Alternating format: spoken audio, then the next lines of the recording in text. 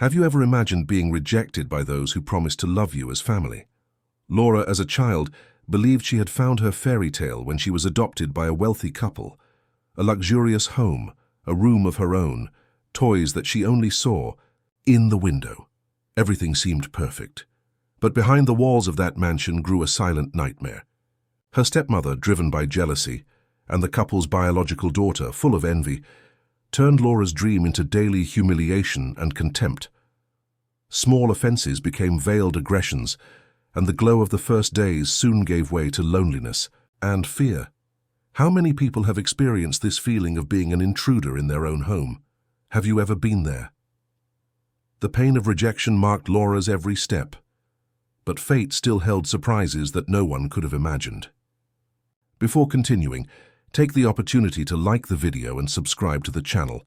Here comes a story that will move you. From a very young age, Laura learned to live with the silence of cold nights and the echo of the orphanage's empty corridors. At the age of 6, her world fit in a small suitcase, full of used clothes and stored dreams. Every day she watched other children being adopted, saying goodbye with tight hugs and bright looks of hope. She stood there, waiting her turn, believing that somewhere there was a family willing to see in her something more than just a child with no relatives.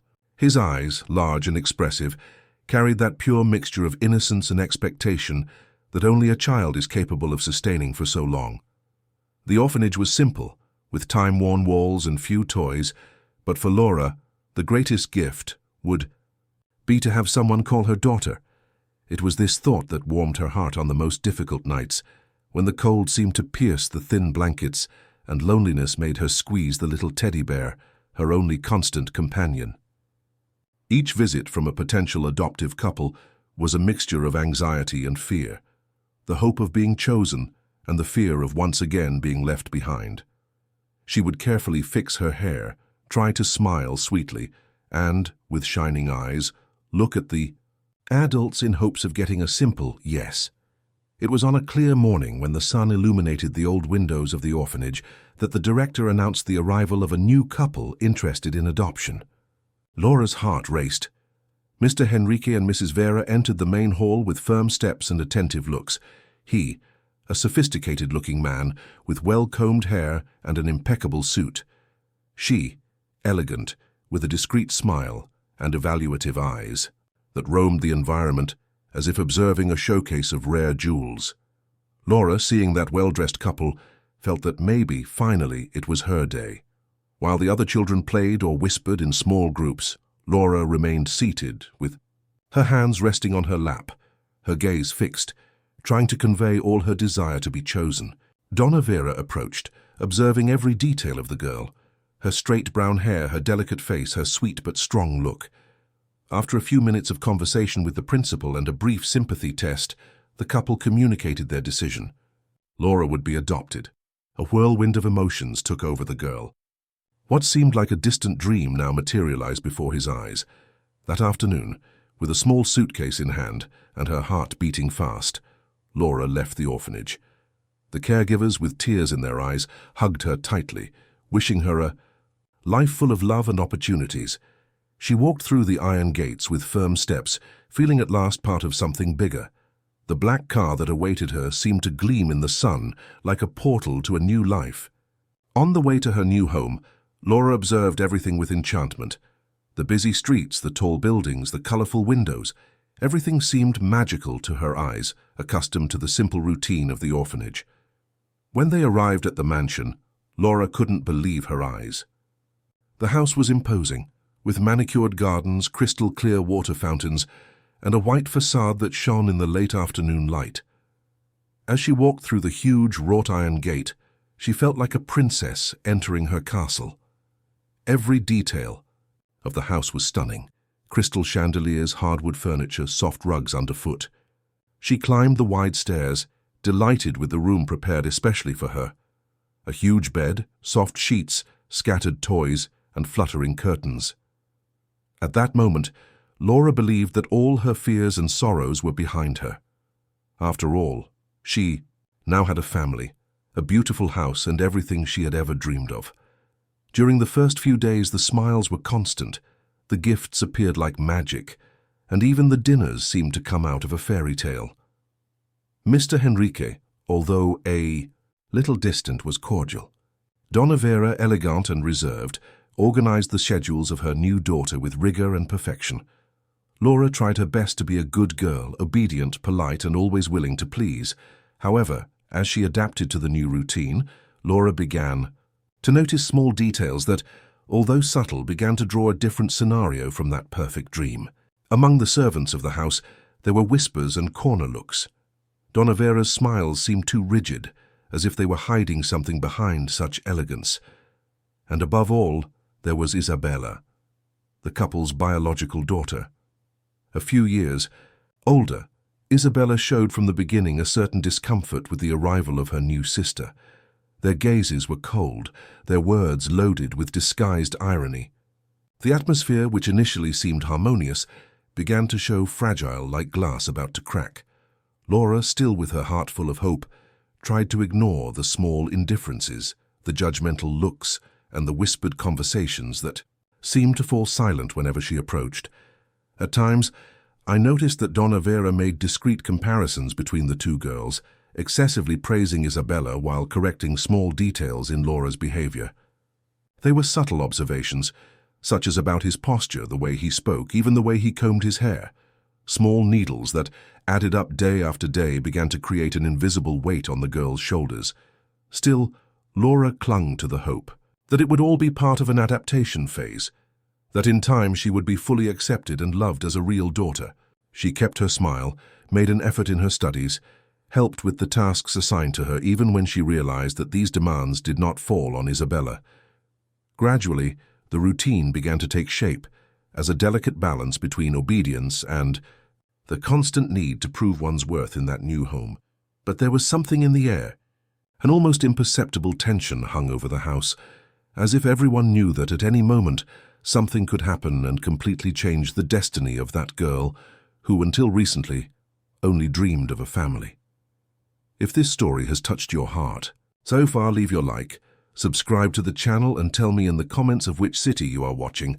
For the first few months, Laura believed, with all her childlike heart, that she had finally found her place in the world. Each morning was a new charm. The impeccable uniform of the private school, the colorful books, the toys that I had previously only seen in distant windows. The meals were plentiful, with dishes she had never tasted, and the room was a veritable haven of soft colors, lined-up dolls, and fluttering curtains that danced with the wind. Everything seemed like a carefully sewn dream, as if life had finally decided to smile at her. Mr. Henrique, although he was not a man of sweet words, maintained the appearance of a protective father. Donna Vera, on the other hand, displayed calculated smiles and meticulous gestures, always attentive to the smallest details of the house and the behavior of her new daughter. Laura was striving to be the perfect girl. She wanted to prove that she deserved that place, that she was worthy of all that luxury, that love she had dreamed of receiving. Every task accomplished with zeal, every high grade in school, every "yes, ma'am" said with delicacy, were for her small bricks that helped build her acceptance in that family. But inside that mansion so perfect on the outside, an invisible poison began to spread. Isabella, the couple's biological daughter, observed everything with a look that mixed contempt and jealousy. In the early days, Laura tried to get closer, offering friendship with the purity of one who doesn't understand the complexities of the human heart. However, Isabella's smile was always cold, charged with a silent superiority. Gradually, small attitudes began to outline the tension between the two. When there were jokes, Isabella subtly left her out. When there were family outings, Laura was suddenly told that there was no room in the car. These small exclusions at first seemed like coincidences. Laura, with the naivety of her few years, sought justifications for her sister's behavior. Perhaps he was just adapting to the new situation, he thought. But as the days passed, coincidences became standard. Toys mysteriously disappeared, and then found broken, lovingly chosen clothes were exchanged for old and outmoded pieces, and any attempt to approach them was met with an uncomfortable silence. Donna Vera, always attentive, never intervened. The contrary, it fed Isabella's resentment in a subtle way. With exaggerated praise for her biological daughter and acid remarks disguised as advice, she established a psychological minefield. "Look at how Isabella behaves at the table, Laura. You could learn from it. Or even, Isabella has always been so organized with her toys. Isn't she charming?" Every sentence, every look, every veiled comparison were like little needles in Laura's heart, who even so insisted on smiling, trying to fit in. The school, which could have been a refuge, also became a delicate territory. Isabella, with her posture as a daughter of the elite, made a point of demonstrating to everyone that Laura was not part of that circle on her own merit. Small groups of classmates began to imitate Isabella's attitudes, isolating Laura, whispering as she passed through the corridors, laughing at her origin in the orphanage. The nicknames appeared like invisible knives. "The orphan of luxury," they said behind their backs. The pain of these words was deep, but Laura, with her resilient soul, swallowed her tears and continued, believing that one day all that would change. Mornings became an exercise in strength. Getting out of bed, putting on the uniform, staring at the cross stairs and whispers in disguise required a kind of courage that such young children shouldn't have to have. At home, the environment, which had previously seemed welcoming, began to turn into a stage of constant tension. Mr. Henrique, busy with business and absent most of the time, did not perceive, or preferred not to notice, the atmosphere that was established under his own roof. To him, everything seemed under control, while Laura was slowly pushed to the margins of that family. During dinners, the conversations revolved around subjects that Laura was not invited to participate in. When she tried to give her opinion, she received reproachful looks, heard comments such as, "This is not a matter for you, dear," and felt every night the weight of being just a tolerated presence. Meals, which once seemed like banquets from a fairy tale, have become long tests of emotional endurance. On special dates, such as birthdays or school parties, the difference in treatment became even more evident. Isabella won grandiose parties, new dresses, luxurious gifts. For Laura, the celebrations were discreet, almost invisible, as if they were not worthy of attention. The family photos hanging on the mansion's wide walls told the visual story of who was truly part of that world and who only occupied a temporary space. Even with a wounded heart, Laura did not stop trying. With every small breach, she looked for gestures of affection, words of recognition, any sign that she could finally be truly accepted. But what he received most of the time was Donavera's calculated indifference and Isabella's disguised contempt. Still, she persisted. The strength that came from within her seemed to grow as the environment around her tried to suffocate her. The maids of the house, some with pious looks, avoided getting involved. They whispered to each other when they thought no one could hear, commenting on the silent injustice they witnessed daily. But none of them had the courage to intervene, because they knew well the severe and controlling temperament of Donavera. And so, Laura was accumulating each of these small pains, silently molding a strength that she herself did not yet know she possessed. As time passed, even the responsibilities of the house began to fall on his shoulders. Small requests have become mandatory tasks, making one's own bed, organizing toys, taking care of small tidying details.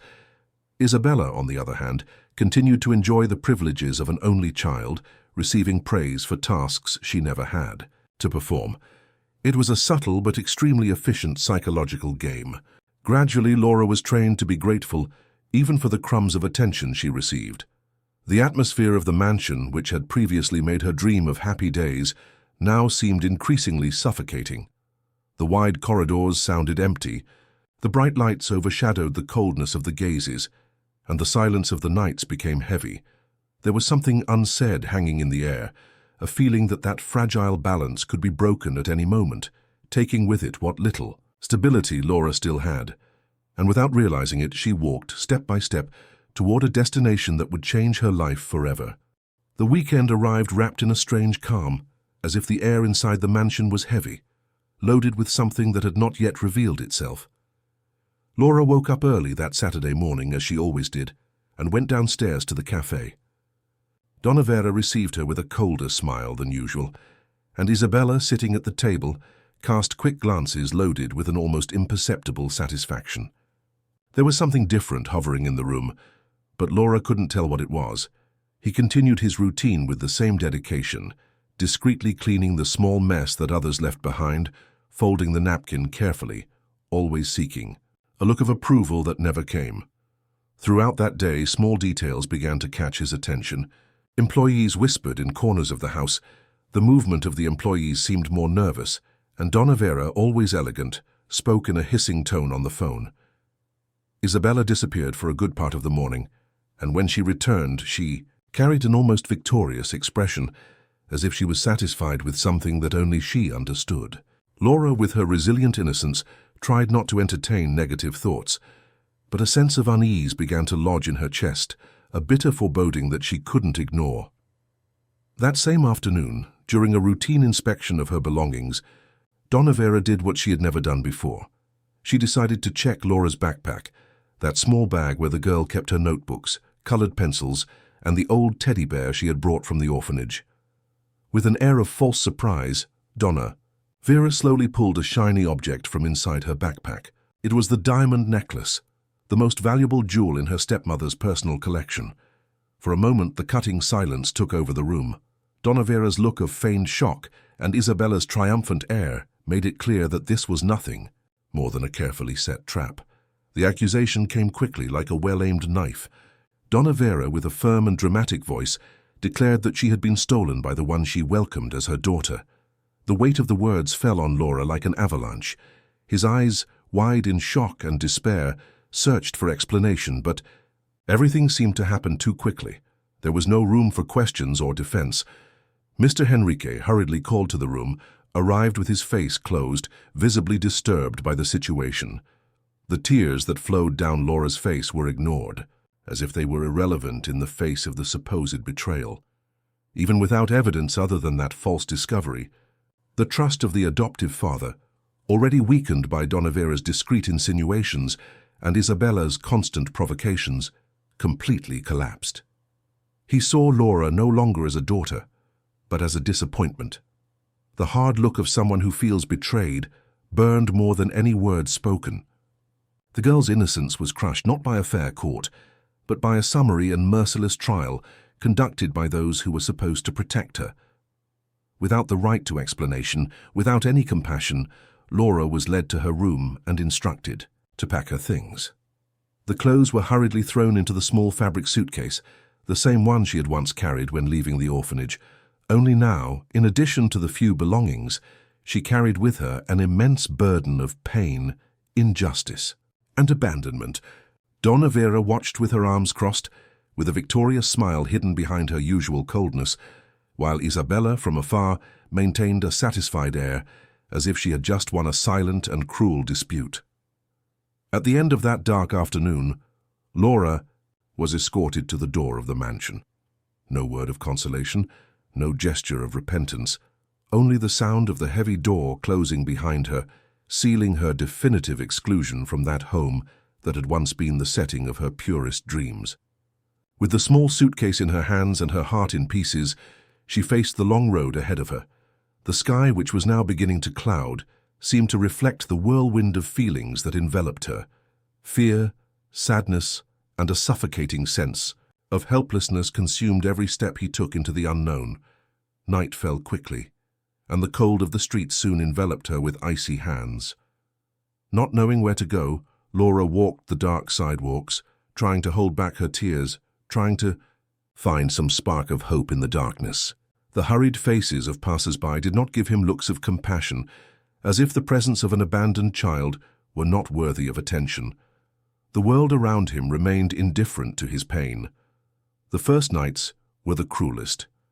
Without a roof, without food, with no one to turn to, Laura took shelter in small corners of buildings and marquees, hugging her old teddy bear in search of a minimum of comfort. The thin clothes did not protect from the biting wind, and the empty stomach contracted, painfully. Each new dawn was just the beginning of another day of silent struggle against abandonment. Even in the face of such cruelty, an inner strength was quietly beginning to emerge within her, a survival instinct Laura never imagined she possessed.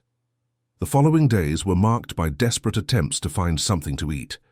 She scoured bakery trash cans for leftover bread, watched restaurant windows with glazed eyes, while the aroma of fresh food tortured her. In the midst of this bleak scenario, the girl did not let despair turn her into someone bitter. Instead, he cultivated within himself an inexplicable desire to resist, to prove that his life would not end in that abandonment. People in the streets were hurrying on, immersed in their own problems, not noticing the invisible child who fought for every little breath of dignity. Sometimes small gestures from strangers gave him some encouragement, a piece of bread offered by an elderly lady, a glass of water received from a street vendor. They were brief moments of humanity, small lights in the midst of darkness, but which kept alive the fragile flame of hope within her. Over time, Laura began to seek refuge in squares and small makeshift shelters. He learned to observe the movement of the streets, the times of greatest circulation, the safest places where he could rest for a few hours. His gaze, once full of innocence, now bore the mark of someone who had seen more suffering than many adults would see in a lifetime. And yet within that frail body, there dwelt a silent force that pushed her forward. The memories of the mansion, the days of false happiness, the silent betrayal, all this accompanied her like constant shadows. Every detail of that necklace planted in her backpack was relived in her mind, fueling both pain and determination not to be defeated by such injustice. Even without knowing what the future held, Laura felt in the depths of her soul that her story was not yet closed. The following days plunged Laura into a raw and unforgiving reality. With each dawn, the icy wind cut through his face, and the emptiness in his stomach became a constant companion. The streets, once seen only through the mansion's windows, were now his home. With the old teddy bear strapped in her arms, she walked aimlessly, trying to find small refuges where she could rest without fear. The night seemed endless, with the noises of the city serving as a soundtrack to his despair. Sirens, hurried footsteps, and distant voices made up a grim scenario, but that was all she had. The first shelters she found were cold and crowded, with other lost souls like her. Women, children, and the elderly shared worn mattresses and torn blankets. The feeling of abandonment hung in the air, but at the same time, there was a silent complicity between those who had been forgotten by the world.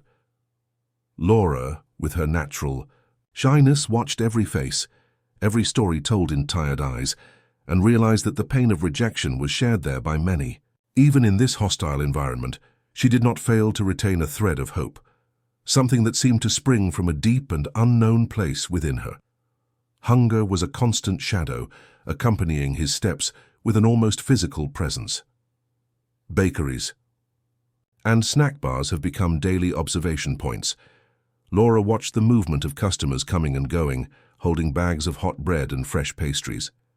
Sometimes he found the courage to discreetly approach the doors of the establishments, waiting for someone out of compassion to offer him something. There were days when she received small pieces of bread from generous employees, but most of the time, only the look of indifference from the people who avoided her contact accompanied her. Even in the midst of this daily struggle, something inside Laura remained intact, her dignity. He refused to steal or accept any humiliating offer. He preferred to discreetly rummage through the garbage of bakeries in search of leftovers than to reach out desperately. This invisible force, which seemed to grow every day, prevented her from giving in to complete hopelessness. The days turned into weeks, and the weeks into months. Each dawn was a challenge, but also a silent victory. It was during one of these uncertain walks that fate once again crossed his path unexpectedly. As she passed through a busy alley, Laura spotted a small sewing shop. The windows displayed simple but well-made dresses, and an antique sewing machine could be seen through the glass door. The owner of the store, a lady with grey hair and kind eyes, worked concentrated, while the movement of the street followed indifferently around her. Something about that scenario caught Laura's attention, as if a seed of possibility was beginning to germinate in her heart. Approaching with timid steps, she watched the woman handle the fabrics with skill and care. Each stitch, each scissor, cut, demonstrated years of practice and love for the craft. Laura, fascinated, felt a genuine curiosity blossom within her. It was a new and mysterious universe, but somehow it felt familiar. As if deep down, that was a place where she could finally build something of her own. With a mixture of courage and need, Laura found the strength to perform. He did not ask for alms, nor did he beg for mercy. He offered to help in exchange for food or any small compensation. The lady named Donna Marisa immediately noticed the delicacy of that fragile but determined girl. Her experienced eyes, accustomed to reading people beyond appearances, saw something in Laura that many would ignore, a dormant talent and a thirst for learning. Donna Marisa accepted the offer. He started by asking for small favors, sweeping the floor, organizing the scraps, cleaning the old machines. Laura, always attentive and careful, carried out each task with impressive zeal.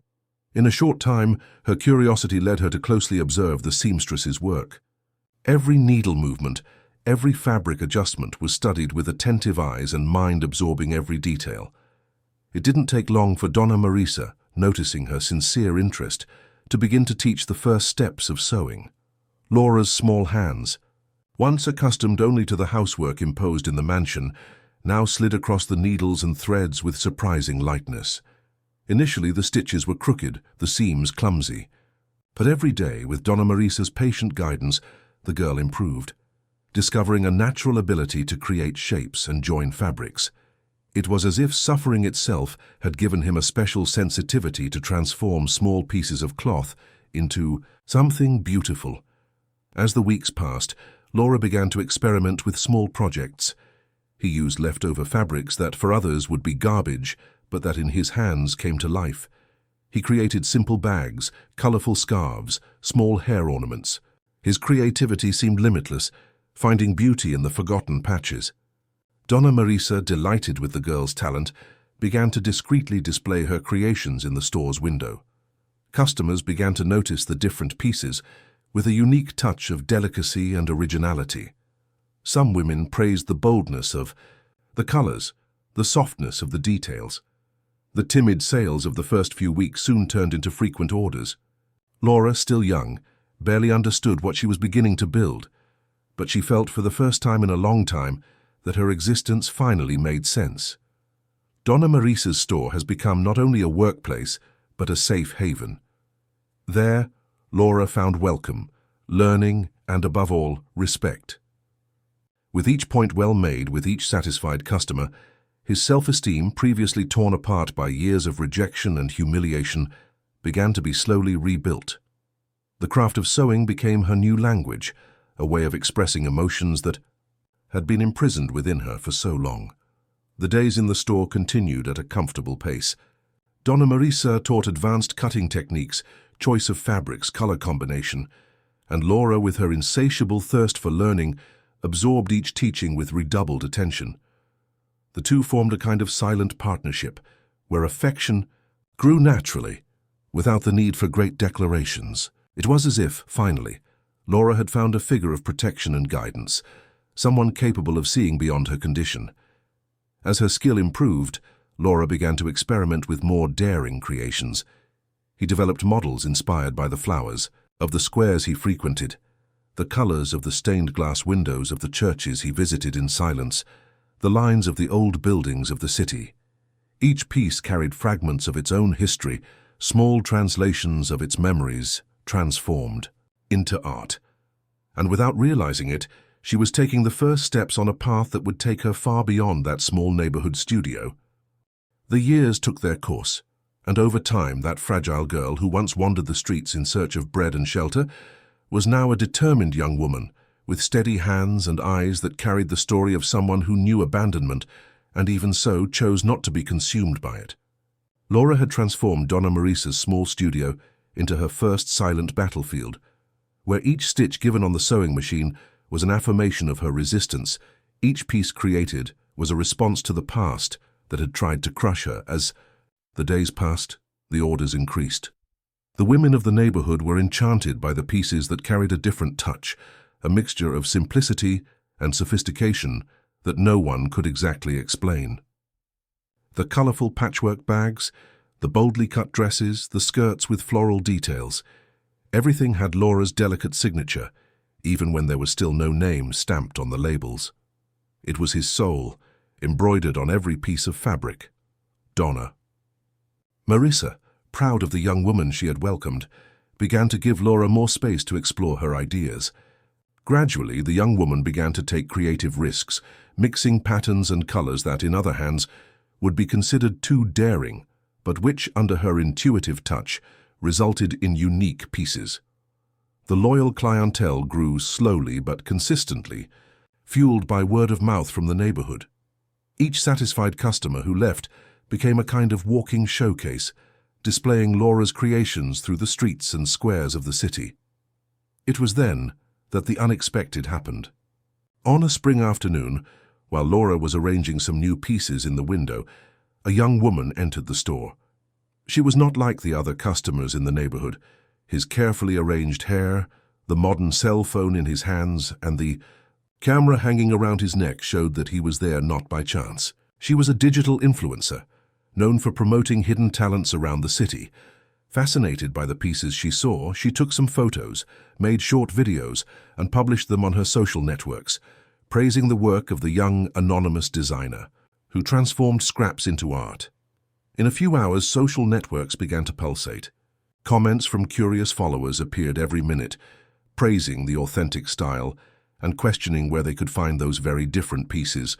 Laura, until then oblivious to the virtual world, observed the movements with a mixture of surprise and fear.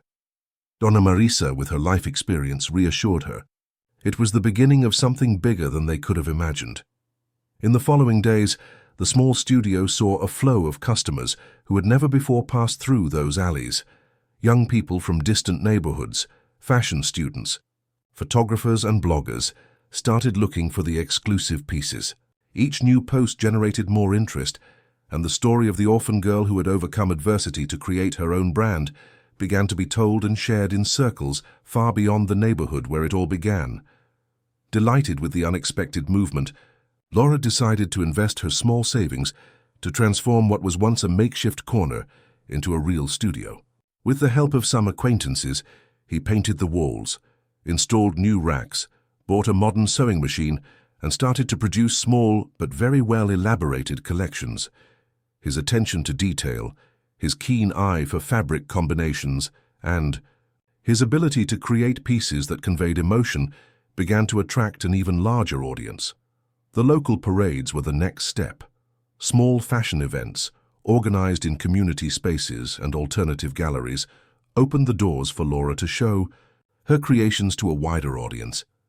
Their shows were neither luxurious nor grandiose, but they carried an authentic energy that touched those who watched them.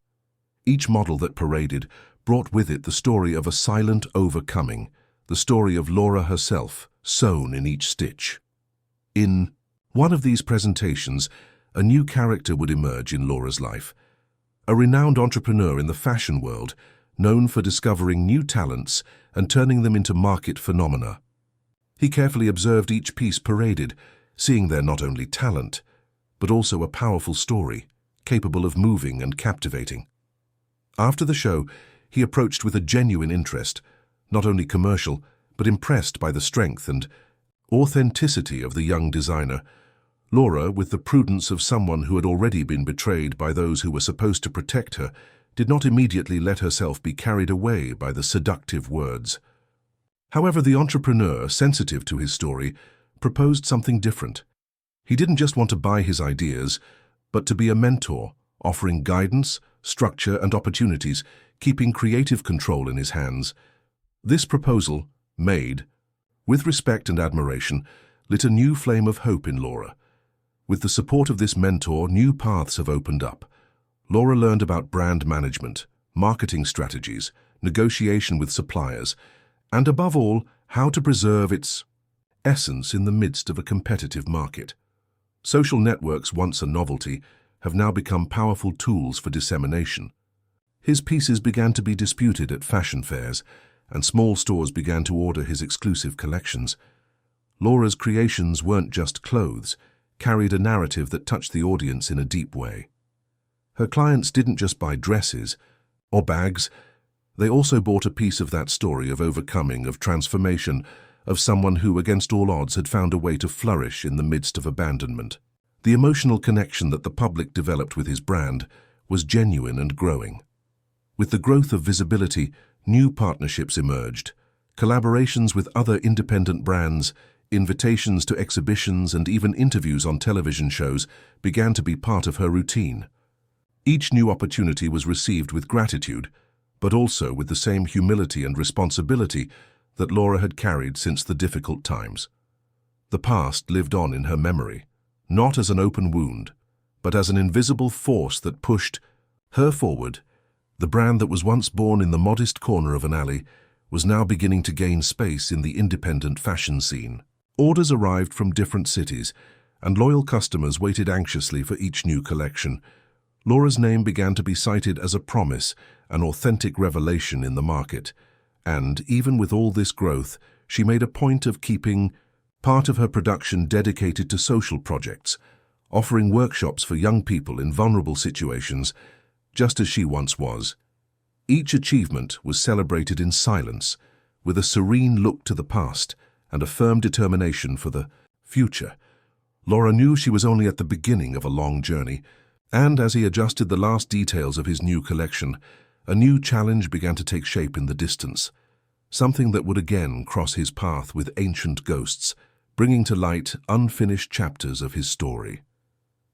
Laura's name, which had once only been whispered in the alleys of a forgotten neighborhood, now echoed in the illuminated salons of fashion. His fashion shows, once small and discreet, had gained space in prestigious events. The runway lights reflected not only the glow of the fabrics, but also the strength of the story everyone wanted to hear. The pieces she created continued to carry the same emotional signature that had won her first clients: delicacy, authenticity, and a beauty built on the scars of life. Social networks, always voracious for stories of overcoming, soon turned Laura into a phenomenon. Fashion magazines, influential blogs, and television programs competed for an interview with the young designer who, from being an orphan on the streets, had risen to a true symbol of inspiration. The articles highlighted the unlikely trajectory of the girl who, without support, without family, and without resources, defied fate and created an empire sown with scraps and persistence. Each interview, each testimonial, each public appearance reignited the public's fascination, further fueling the brand's growth. In a short time, her story went viral. The headlines had impactful phrases, accompanied by photos that showed Laura smiling, elegant, surrounded by her creations. From the street to the catwalk, the girl who sewed her own destiny. From rejected orphan to new fashion reference. Overcoming at every point, the exciting story behind the brand that conquered the country. The audience was moved, shared, commented. It was not only the quality of the clothes that enchanted, but the depth of the path trodden behind each seam. While Laura's success multiplied in another corner of the city, a very different reality began to take shape. In the mansion that once kicked her out, the once imposing environment was now plunged into shadows. The majestic columns that supported the facade no longer hid the decay that was slowly advancing inside. The curtains, once impeccable, were worn, the Persian carpets faded, and the walls now displayed discreet cracks that seemed to reflect the family's own collapse. Mr. Henry, once a respected businessman, was now only the shadow of his former position. Businesses collapsed in sequence, victims of bad decisions, hasty investments, and crises that he could not overcome. The debts piled up like the letters of a castle about to collapse. Meetings with creditors have become frequent, and promises of renegotiation have become increasingly empty. Employees were dismissed one by one, and the luxuries that were once indispensable became pieces being sold on the sly to try to contain the imminent bankruptcy. Donna Vera, once haughty and impeccable in her posture as a controlling madam, now saw the brilliance of her jewels serve only as a temporary guarantee of a few more days of survival. Isabella, who had always fed on the false superiority built on Laura's shoulders, faced for the first time a world where the family surname No longer opened doors. Without the comforts of money, arrogance gave way to restlessness, fear, and impotence in the face of approaching ruin. The mansion's main room, which had once been the scene of lavish dinners and parties, now housed silent meetings with lawyers and bailiffs. The collection letters piled up on the mahogany table. The phone rang incessantly with calls from creditors, and every visit from an officer was greeted with the same chill down his spine. With each knock on the door, Donna Vera held her breath, fearing that it was the final announcement of what had already become inevitable: the auction of the property. It was during one of these heavy nights, while the family was trying to devise desperate strategies that the television, turned on almost as a companion against silence, aired a special report. The images showed Laura at an international fashion event. Cameras scanned through his innovative collections, his acclaimed shows, and the crowd of fans and critics praising his creative genius. The headlines stamped her image with large letters: Laura Souza, the new star of world fashion. The presenter enthusiastically narrated the impressive journey of the young woman who, after being abandoned as a child, conquered the world of haute couture with her unique creations. The images revealed even more. Laura spoke with a serene twinkle in her eye, describing how the years of hardship and moments of loneliness had taught her to see beauty where few others did. He told how the scraps, which many despised, became his raw material, his creative identity. In an excerpt from the interview, the journalist, visibly moved, highlighted the strength of the girl who had once been rejected and who now, with talent and resilience, had built her own path, transforming pain into art. With each word spoken, the tension inside the mansion room increased. The silence that dominated the environment weighed like an invisible burden. Mr. Henrique watched with a rigid face, his eyes fixed on the screen, as if each sentence said by Laura was a direct blow against her shattered pride. Donna Vera, with her jaw locked, kept her gaze cold, but her trembling fingers betrayed the restlessness she could no longer hide. Isabella, in complete shock, felt the images before her crumble the castle of lies she had sustained for so long. The cruel irony of life now imposed itself with force. That child who had once been thrown out with nothing but a suitcase in her hands was now on the cover of magazines, guest of honor at international events, and an example of overcoming in television programs. And as Laura ascended, the family, structure that had rejected her, collapsed under the weight of her own greed and arrogance. The news did not stop circulating. Business magazines published articles about the impressive growth of Laura's brand. Investors commented on the company's potential for global expansion, while interviews and documentaries recounted in detail the difficult past and glorious present of the young entrepreneur. His brand was no longer just a promise. He was an established powerhouse, admired for his authentic style and moving narrative. The public didn't just buy clothes, he bought the symbol of someone who, despite everything, won. The days that followed became even more desperate for Henry's family. The debt with the bank had reached an unsustainable point, and the deadlines for payments had run out. The inevitable was coldly announced. The mansion would finally be put up for public auction. The property, the greatest symbol of the status they once held, was now just another asset in the process of foreclosure. There were no more negotiations possible, no favors to be charged. The doors, which had previously opened easily, now remained closed, and the old friends disappeared one by one, fearful of associating themselves with a name marked by bankruptcy.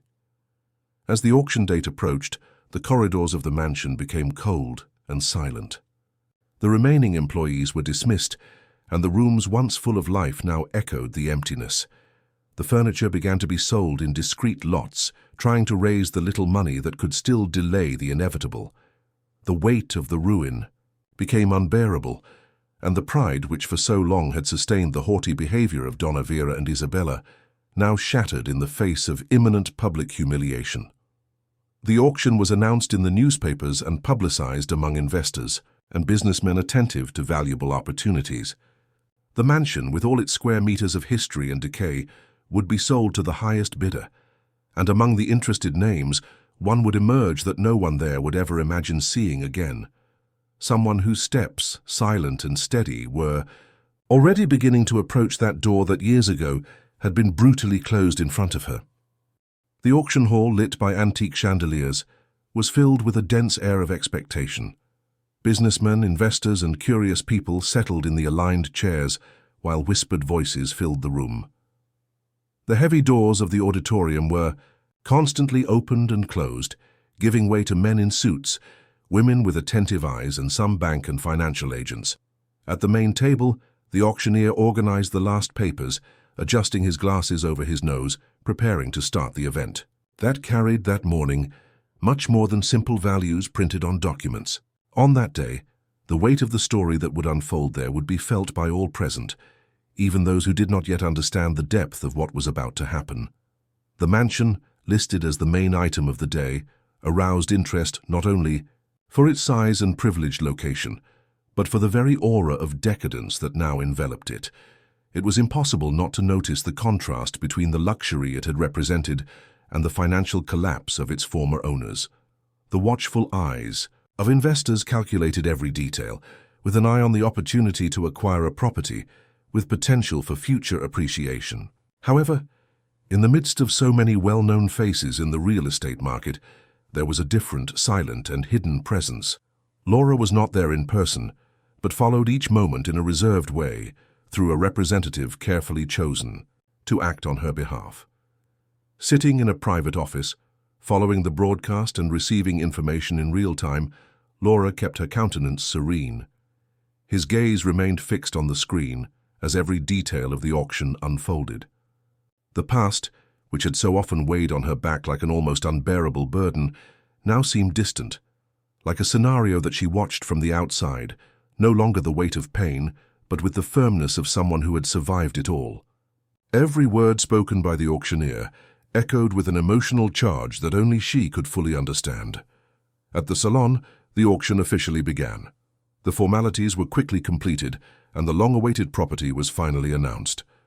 The images displayed showed the mansion's majestic angles, its still imposing gardens, the classic facade, and the large windows that reflected the morning sun. The initial amount was stipulated, and the first offers began to emerge, each one raising the atmosphere of tension that hovered in the environment.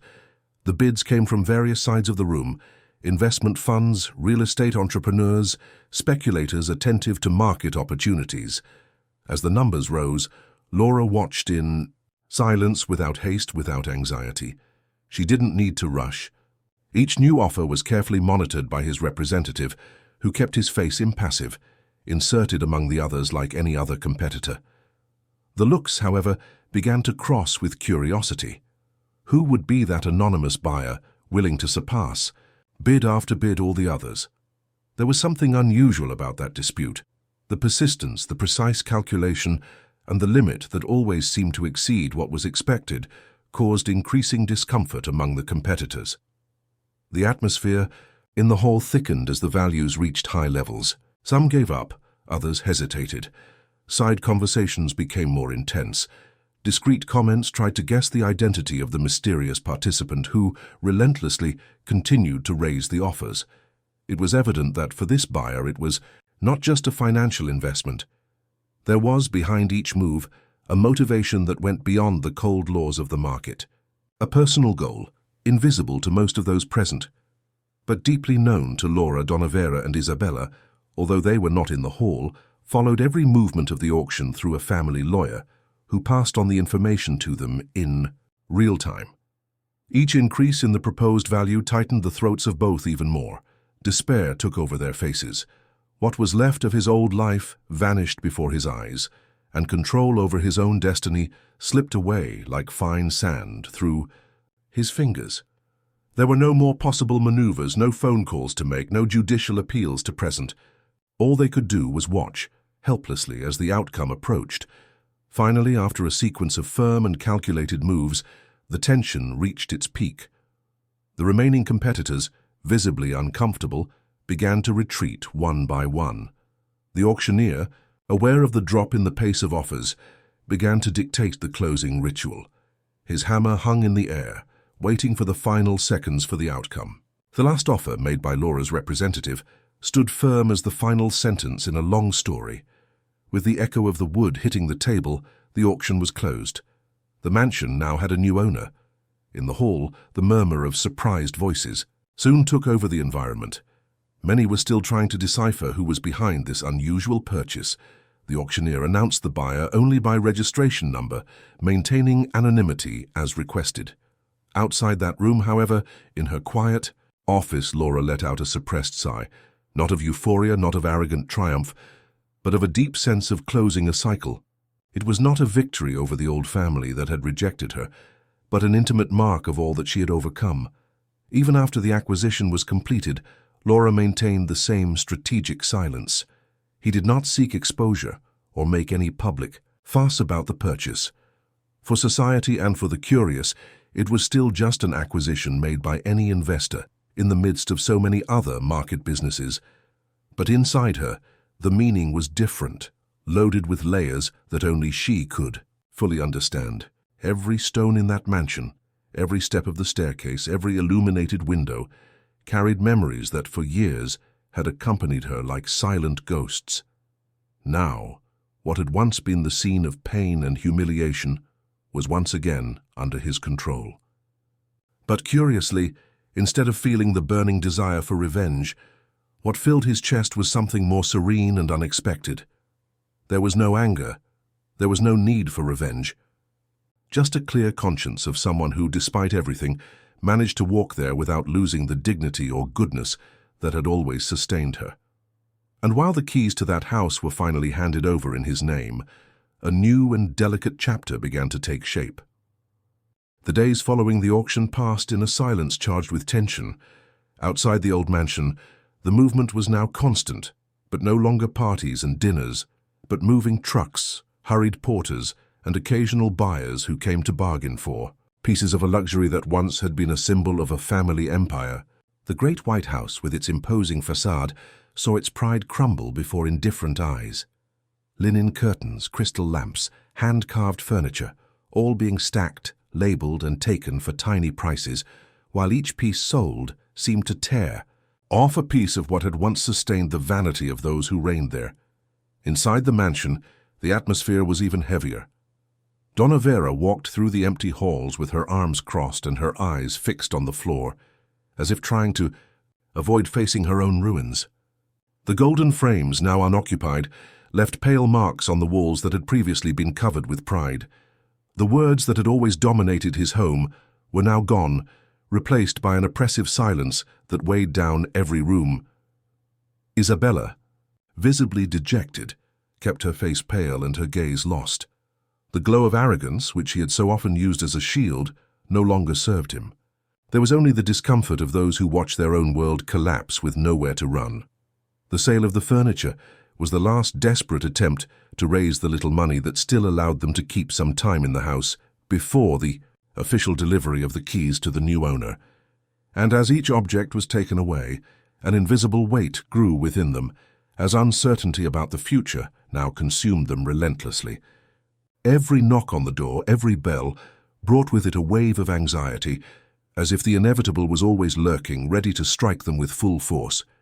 It was then that, on a cold and silent morning, the definitive knock sounded at the main door of the mansion. The two women, accustomed in recent months to receiving furniture buyers or bailiffs, automatically walked to the entrance hall. However, when they opened the heavy oak door, what they saw made the blood drain from their faces. In an instant, there in front of them, with a firm and serene posture, was Laura. Not as the fragile girl who one day left humiliated by that same portal, but as the new owner of that house, carrying in her countenance the tranquility of someone who no longer carries the weight of pain, but the silent strength of someone who has won. The shock was immediate. For a few seconds, neither of them could even breathe. Donna Vera's eyes widened, unable to hide her incredulity. Isabella's face paled even more, her lips quivering in a mixture of surprise and shame. It was as if the past, which they tried to get rid of, was now back, ironically and mercilessly, to occupy the throne they tried to deny. Laura remained motionless for a few moments, observing every detail, the carpet already threadbare under her feet, the bare walls, the majestic staircase now lifeless, the corridors that had once witnessed her being treated like an intruder. She saw everything, but most of all she saw the truth that had always been hidden beneath the facade of elegance in that house. It was not luxury that defined a person's greatness, but rather the ability to maintain dignity when everything around them tried to tear it away. Donna Vera, partially recovering her composure, tried in vain to build an expression of false cordiality, forcing a stiff smile. His words rang hollow, loaded with flimsy justifications that desperately sought to soften the past. He talked about the difficult times, about how decisions were made in moments of tension, suggesting that it was all just misunderstandings, that the weight of events had been greater than they could bear at the time. It was a speech shaped not by true repentance, but by the instinct for preservation that had always guided his actions. Isabella, in turn, adopted a different strategy. His teary eyes and trembling voice tried to evoke compassion. She spoke of her youth, her immaturity, her maternal influence, as if her participation in Laura's suffering was only the consequence of a weak and easily manipulated mind. His words carried a calculated tone of regret, a careful staging in an attempt to soften his guilt, and perhaps seek some kind of forgiveness that could in some way minimize the humiliation he now felt. Laura, however, remained serene. His eyes scanned the two figures in front of him without rancor, but also without any trace of forced piety. Every word spoken by Donna Vera and Isabella passed by her like wind through a glass wall. She heard, but was not hit. The strength he now carried did not come from the desire for revenge, but from the inner peace he had built over the years, transforming each wound into a foundation for his own story. As they spoke, the environment seemed to shrink around. The mansion, once grandiose, was now small in the face of Laura's imposing presence. She didn't need to raise her voice. She didn't need to confront them with screams or accusations. His mere presence, raised above all that he endured, was in itself the most powerful response. The contrast was stark. On one side, two figures stripped of everything that supported them. On the other, a woman built with the shards of the past, but transformed into something that none of them ever imagined could exist. The silence that followed the frustrated attempts at justification was long and dense. Laura, with a slight shake of her head, looked around for the last time, as if inspecting not only the physical space but also the memories that inhabited it. The cold hallways, the tall windows, the curved stairs, every corner of that house now belonged to someone who was once cruelly driven out. But Laura had not come to seek revenge. Within her there was no longer the need to return in the same coin the pain she suffered. His strength lay precisely in not allowing the past to continue to control his feelings. What he carried was something much more powerful than grudge. It was freedom. And at that moment, while the echo of their voices still hung in the air, Laura was preparing to take the next step, the one that would surprise even more those who underestimated her so much. While the silence still hung heavy inside the old mansion, the two women in front of Laura awaited, each in their own way, a verdict. In Donna Vera's eyes there was a tension disguised by a rehearsed facade of wounded pride. In Isabella's, the supplication oscillated between despair and hope for redemption.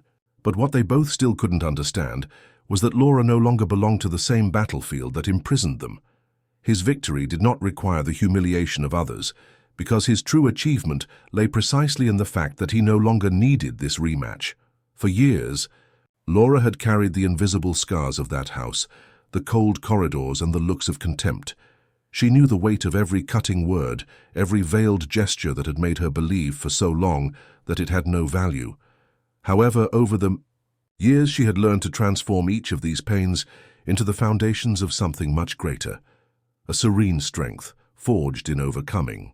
And now, in front of the two women who had once ruthlessly decided their fate, Laura was free from any need for revenge. The tension was broken when, with a tranquility that surprised the two women even more, Laura presented her decision. She would not require them to leave the house immediately, nor would she expose them to the public embarrassment that many in her place would perhaps consider just. Contrary to what they might expect, Laura offered something that would disarm any defense a chance to start over. With a noble and completely unexpected gesture, he announced that he had fully paid off the debts of the house, paying off the financial commitments that dragged them to the bottom of the abyss. However, his proposal was not free of conditions. It was not a punishment, nor a whim. Laura proposed something that, in her heart, carried a powerful symbolism. Donna Vera and Isabella could only remain under that roof if they committed themselves to dedicating part of their lives to helping. Those who, as she once was, lived without family, without support, without prospects. They would have to work voluntarily in social projects aimed at orphaned children and adolescents in situations of abandonment. The proposal was received with a mixture of surprise, confusion, and bewilderment. Neither of them had even considered this possibility. For those who lived surrounded by luxury and status, the idea of dedicating time to helping those they had always ignored seemed initially like a punishment in disguise. But the more they listened to Laura's words, the more it became clear that there was no cruelty there, only the chance to resignify their own lives. It was above all an invitation to true repentance, to transformation, to the opportunity to finally see the other. Laura, in her quiet wisdom, knew that she could not change the past, but she could at least plant the possibility of a different future for them. By proposing that they face the reality of helpless children up close, it offered not only a physical shelter, but also a chance for emotional redemption. It was a direct challenge to the conscience of both. For those who had already ignored the suffering of one child could not come out unscathed from the experience of seeing hundreds of them with the same pain. Upon hearing the conditions, Isabella, visibly shaken, could not hold back her tears. The facade of coldness that he had maintained for years began to crumble under the weight of that proposal, so simple, but at the same time so profound. There was in her a call to look beyond herself, to step out of the bubble of privilege and, for the first time, to face human pain no longer as something distant, but as something real, palpable, urgent. Donna Vera, even with all the rigidity she had cultivated for years, could not hide her shock. For the first time in a long time, she was forced to look inside herself and recognize the emptiness she had helped build, both around her and within her own heart. Laura remained firm, showing no arrogance. He did not seek applause or recognition. His gesture came from a place where few could reach, full control over his own pain. She knew that true power was not in taking down the enemy, but in being able to reach out, even when the other doesn't deserve it. There, at that moment, Laura definitively sealed the separation between who she had been and who she had become. The impact of that gesture reverberated not only among the three of them, but in the very essence of the story that involved them. It was the kind of decision that carried a quiet, profound lesson that disarmed any expectation of a traditional rematch. Forgiveness, offered with firmness and lucidity, became there the most powerful form of justice. Laura's strength was not in having won financially or in regaining the house. His strength lay in his ability to no longer be held hostage to hurt. By offering a new chance to those who caused her pain, she also freed herself from the weight of the past. The conditions were accepted. There was no room for refusals. The consequences of the bankruptcy, added to Laura's unexpected gesture, made it clear that resisting would be an even harder path. Thus, little by little, what seemed like a scene of destruction began to take a new and unexpected form.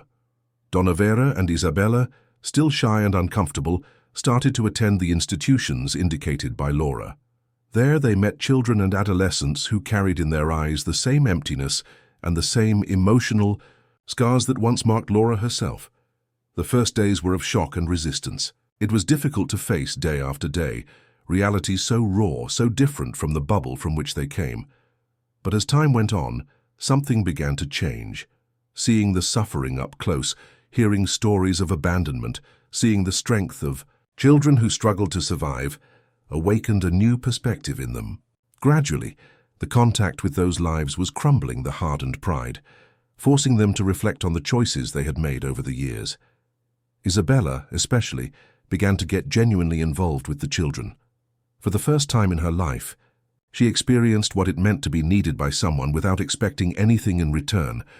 The shy laughter of the children, the small advances of each one, the looks of gratitude began to fill a void that, until then, he had tried to compensate with status and material goods. Donna Vera, on the other hand, although it took longer to take off her old armor, could not prevent the constant living with those stories of pain from affecting her deeply. Gradually, resentment gave way to humility. Laura, meanwhile, discreetly, followed the unfolding of events. She knew that each step of true transformation could only come from themselves.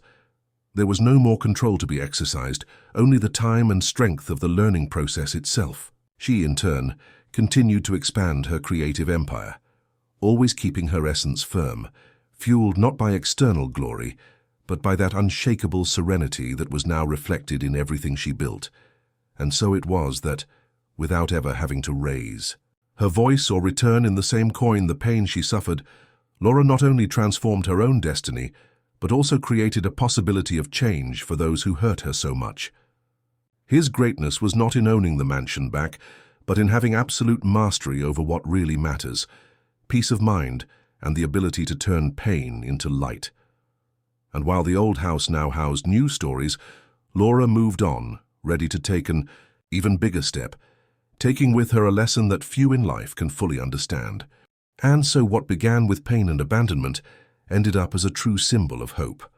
Laura not only broke the cycle that one day nearly destroyed her, but also paved the way for so many other children to find a fresh start.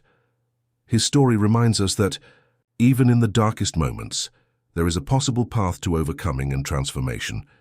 If this journey also touched you in any way, leave it here in the comments. This message was for me. I'll love to know who has stayed with me so far. If stories like this make sense to you, enjoy and subscribe to the channel.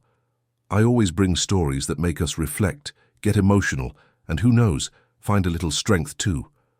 Oh, and of course, leave your like, because this connection we create together is what motivates me to bring more and more stories like this. There's a video here on the side that tells a similar story, full of twists and life lessons. Click and stay with me. There,